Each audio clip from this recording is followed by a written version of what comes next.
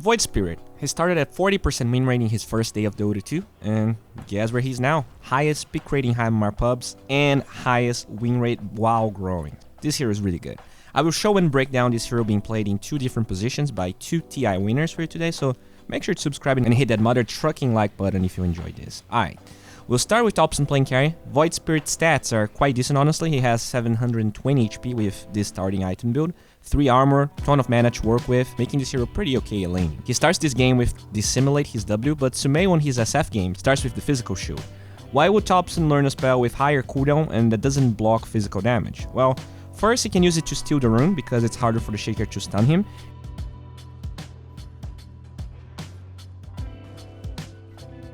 And in lane, it's a spell he can use to flee from fissure blocks. Also, because Shaker cannot stun TOPSON that easily, it's way easier for him to secure range CS. Because of the physical shield, Void Spirit can trade for CS better than almost any carry. Look how Dire wants this range creep badly. By himself, TOPSON is able to damage 2 heroes, whilst he takes almost no damage because of the shield and then gets the deny on top of it. Because of the cheap mana cost and low cooldown, you can do this constantly throughout the laning stage. As they keep trading, note how long TOPSON holds on to his Dissimulate. This lane is all about the dodge of Fissure, while he can then deal damage, and even though he doesn't dodge it this time, it was still enough to get a kill before falling.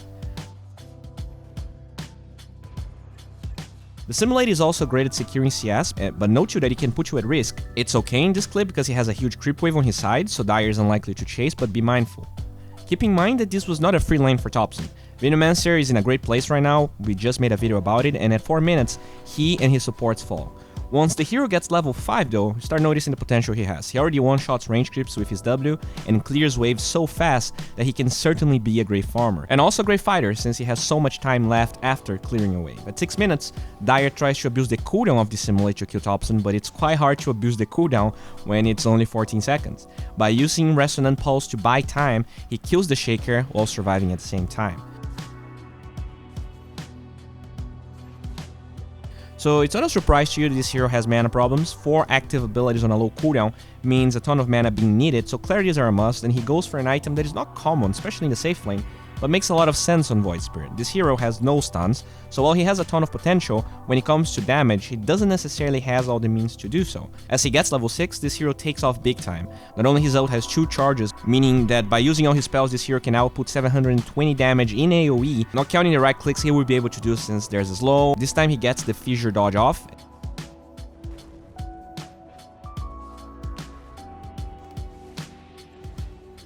And after that kill, Venomancer barely shows in lane, and this one glimpse is enough for TOPSON to snipe him. This hero smells like tower diving because even though he's an in hero, he has good stats, good armor, and the physical block from his E compensates for a lot of the damage he takes making plays like this. When the rune spawns, TOPSON moves to 1, and Venomancer is contesting, and watch again how this poor Venomancer goes from 100 to 0. He starts with the damage block, closes the gap with the ult since it's more reliable than the W when you're that far away, then instead of dodging the Fissure with W, he actually goes back to the Venomancer with the ult. Again, because it's far away, W is not that reliable. The slow guarantees that the W hits, and the speed of it all is so fast that it's hard for Shaker to actually react to this.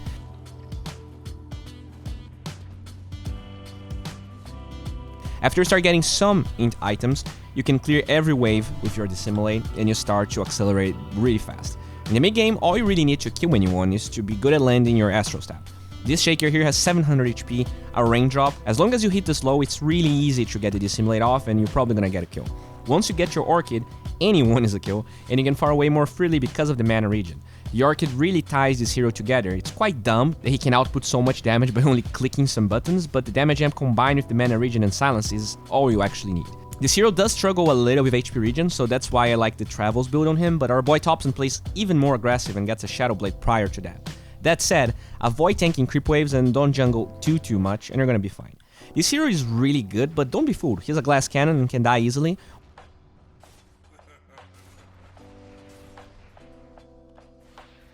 Once you have all your skills maxed, this is a great way to solo kill heroes. Shadow Blade allows you to get close enough for the ult, and then you can ult as you get out. It's an expensive kill, but it's quite safe and reliable, and your ult cooldown as you get more levels is not that high actually. In this other fight, the hero prioritization was great. TA has Refraction on, and Shaker can lock TOPSON down, so he goes for that target, this time using the Shadow Blade hit, while he can flee with Astral Stab.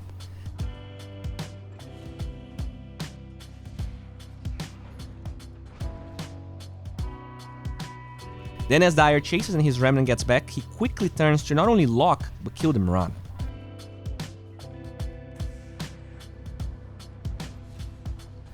Later on, after a shrine, he TPs to a lane that Venomancer has vision of. Venomancer had time to run away, but even that is not enough because of how freaking mobile this hero is. Since he also has the Remnant, he quickly stops the TP, kills Venomancer, and it's that dump. Okay, so we saw a lot of Void Spirit playing as a carry. Let's see how it works in the mid lane. The game I have for you is Sumail playing Void Spirit versus a Shadow Fiend. Sumail learns Resonant Pulse at level 1, and while you get more damage with your W, the physical damage absorption against a ranged hero is quite a treat, but note that it might be a little harder to get CS in comparison, especially level 1. This hero also has great base damage, so getting CS is not a problem against SF particularly. Watch how he always uses his E to either get the ranged CS or to fight SF for the deny, because with the shield his trade will always be better. This hero has so much damage that even when Sumail is facing a big wave, he has the balls to dissimulate as the SF is going for CS, already preparing for a kill. When the Shadow Fiend is disengaging here, look how well Sumail can trade again.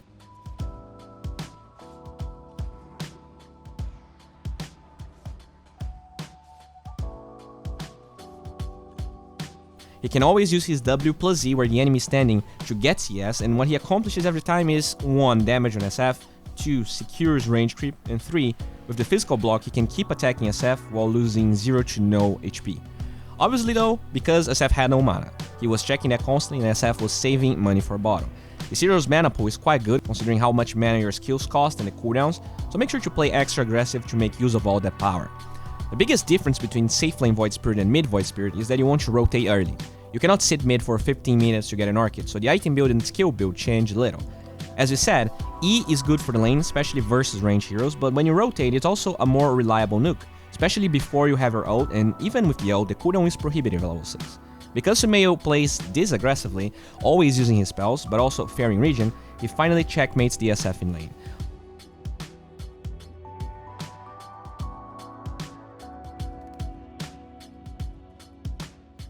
One thing that takes some practice on this hero is using his Remnant ability. It works quite similar to Swashbuckle, where you decide whether you want to move to a direction and which way to face.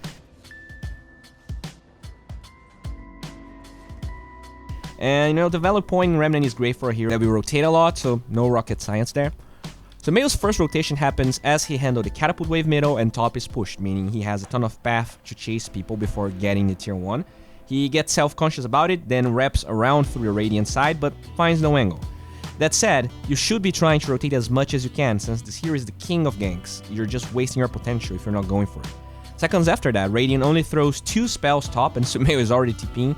This here is really straightforward. If your allies have stuns, then you use W to engage. If not, ult closes the gap.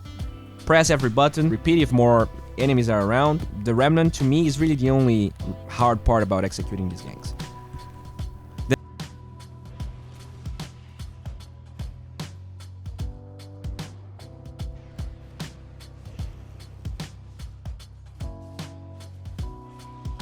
Then Sumail walks back, clears the wave, pushes the wave, gets the rune, shrines, and he's ready to do it all again. You just need to wait for your 2 Astral Steps to come back. With a 25-second cooldown on Astral Step, your uptime is crazy high, and there you have it.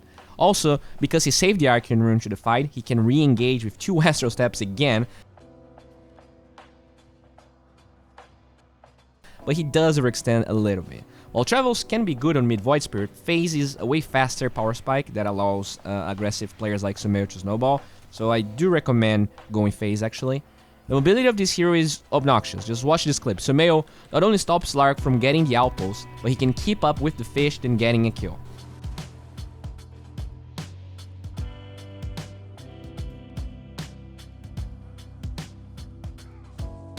In general, Sumail's playstyle consists of very aggressive ganks in lanes he saw potential, followed by either pushing lanes or farming stacks. This hero is great at it by the way, so be mindful supports. When he has 2 Astral Steps back, he just walks to whatever lane seems to have any conflict going, and you can see why the hero is so good at fighting. The Simulate not only deals insane AoE damage, but frequently allows you to disjoin or avoid damage.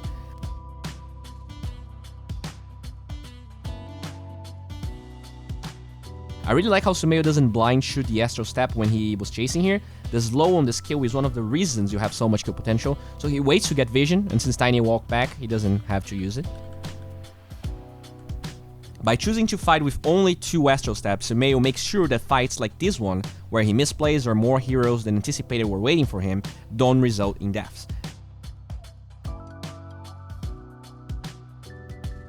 This hero is so mobile actually, that he even re-engages and kills the Slark.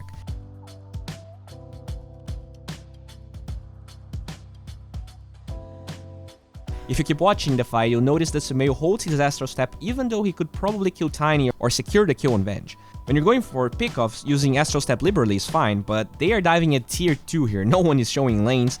Shadowfiend is probably gonna TP. By holding a spell, he can not only disengage as he slows down the SF, but flee from the angry Slark that shows up.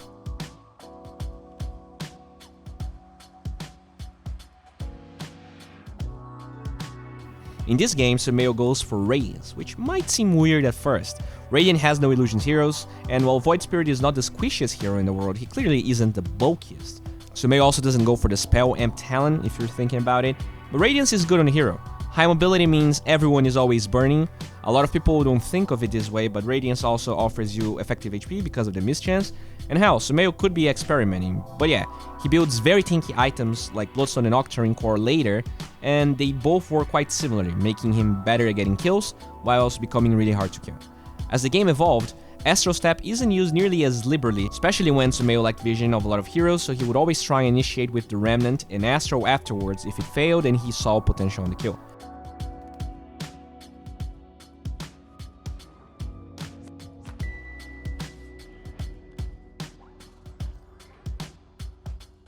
See how Sumail dissimulates as soon as he's not stunned anymore? No vision of any heroes, so this could prevent a tossback play or any other disable Radiant was about to use on him. Another tip when playing with not a lot of vision is using your Remnant to get vision of high ground areas as you're, in dangerous places.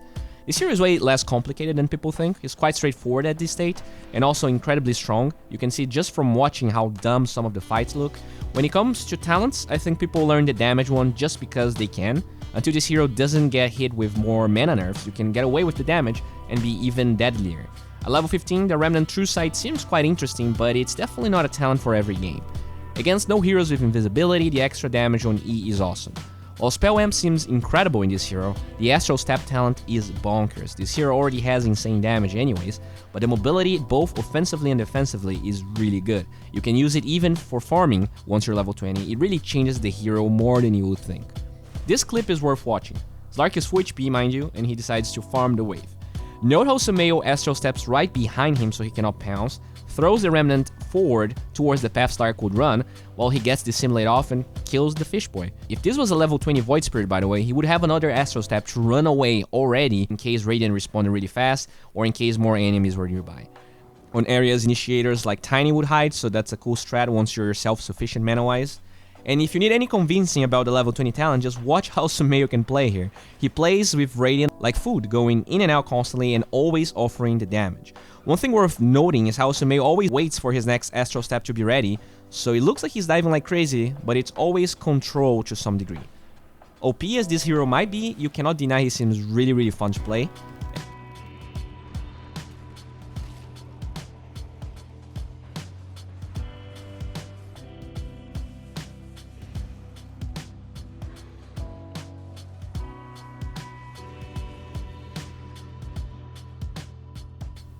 And by the way guys, if you have any Void Spirit haters watching, I got a treat for you. Here's some unlike and rare footage of Void Spirit dying just for you. Guys, thank you a lot for watching, commenting, and subscribing. If you guys are enjoying these videos, make sure to give more feedback on what I should improve and what you're liking. We have a 100 Patreon goal going on right now, and this is going to allow for better videos. This is also going to allow for more exclusive content in there. So if you like what I do here, maybe check it out. Getting an editor is definitely going to make these videos look better. Alright, have a good one. Bye, guys.